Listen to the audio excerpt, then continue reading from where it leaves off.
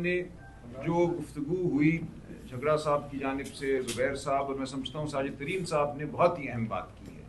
देखिए, हम मईशत को देखते हैं बड़े बड़े स्टेटिस्टिक्स नंबर्स हिंसों में कि $3 बिलियन आए, $3 बिलियन निकल गए।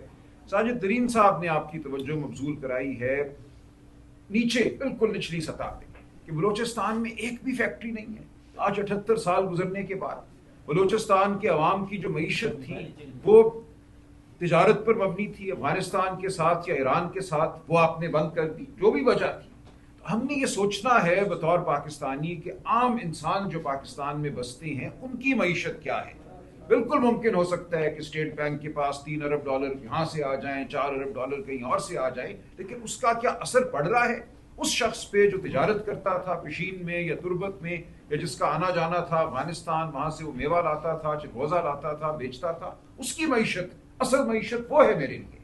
वो इंसान अगर भूखों मर रहा है तो मुझे कोई परवाह नहीं कि आपके फॉरेन एक्सचेंज रिजर्व्स कहाँ जा रही हैं। मुझे सबसे पहले ये पूछना है कि क्या बलूचिस्तान में, फाटा में, पंजाब में, सिंध में, हर जगह आज़ाद कश्मीर GB में जो गरीब है उसका चूल्हा जल रहा है कि नहीं जल रहा।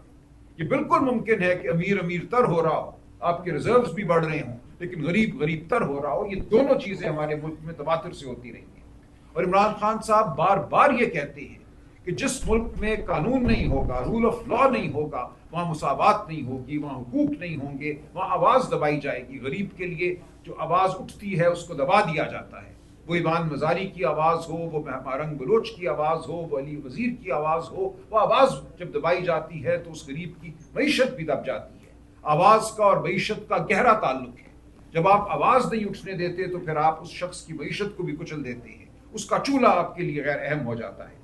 तो जो बातें आपको बताई झगड़ा साहब ने और ज़ुबैर साहब ने, किस तरह पेट्रोल और डीजल की कीमतों को बढ़ाया गया, पुराना जो ज़खीरा था उसको बड़ी कीमत पर, बढ़ी हुई कीमत पर बेचने की इजाज़त दी गई। एक हफ्ते में मुझे बताया जा रहा है कि 19 अरब रुपया जो है वो ऑयल मार्केटिंग कंपनियों की जेब में गया सिर्फ एक हफ्ते में। और अगर आप इस पूरे अरसे को देखें तो ये सैकड़ों अरब रुपए बन जाता है।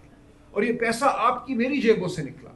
मोटरसाइकिल में जो पेट्रोल डलवाता है, जो घर में चूल्हे में फर्नेस ऑयल इस्तेमाल कर रहे हैं, उन सब की जेबों से ये पैसा निकलकर इन अमीरों सेठों की जेबों में गया। और ये इसका करने वाला कौन है? यही फॉर्म 47 हुकूमत, क्योंकि ये इन्हीं लुटेरों में से उठी हुई हुकूमत है। ये अवाम की हुकूमत नहीं है, ये अवाम के लिए हुकूमत नहीं है, ये एक लूट का नतीजा है ये हुकूमत, और इसने लूट ही को बढ़ावा देना है। ये बात खुलकर हमारे सामने आई है पिछले 1 माह 40 दिनों में। तो ये है वो सूरत मईशत की। मैं चूंकि कुछ ताल्लुक रखता हूँ वकालत से, कॉर्पोरेट वकालत से, मैं आपको पूरे वसूख से और इत्मीनान से ये कह सकता हूँ कि बड़ी बड़ी कंपनियां, बड़े बड़े सरमायाकार इस वक्त इस मुल्क में मजीद सरमाया लगाने को तैयार नहीं है। और उसकी बड़ी वजह यह है कि वो इस मुल्क को एक बर्बरियत ज़दा मुल्क समझते हैं, या कानून नहीं है। यहाँ से लोग पैसा बाहर इसलिए लेके जाते हैं कि उनको कोई यकीन नहीं होता कि कल उनका जो पैसा है उस पर अगर कोई हाथ डालेगा तो उनको अदालत से दादरसी मिलेगी। उनके यहाँ कोई कानून है, रूल ऑफ लॉ है जो उनको तहफ़्फ़ुज़ देगा। तो क्यों मैं अपना पैसा एक ऐसे निज़ाम में डालूं जहाँ अदालतें मुनहदम हो चुकी हैं, जहाँ मुझे इंसाफ की तवक्को नहीं है। ये तमाम वो बातें हैं जिनको लेकर हम आपके सामने पेश होते आए हैं, होते चले जाएंगे।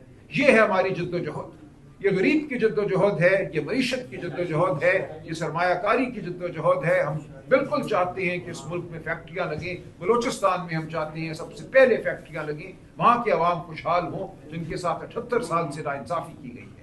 तो ये तमाम जो मामला है ये मिला हुआ है। ऐसा नहीं है कि आप ये कहें कि हमने जमहूरियत को तो दबा दिया, हमने आज़ादी इजहार को दबा दिया, हमने इलेक्शन लूट लिए, लेकिन मईशत तरक्की कर रही है, देखो सब ठीक है। ऐसा नहीं होगा। जब आप इलेक्शन लूटेंगे, अदालतों को बंद करेंगे, सहाफत को बंद करेंगे, तो मईशत भी डूबेगी।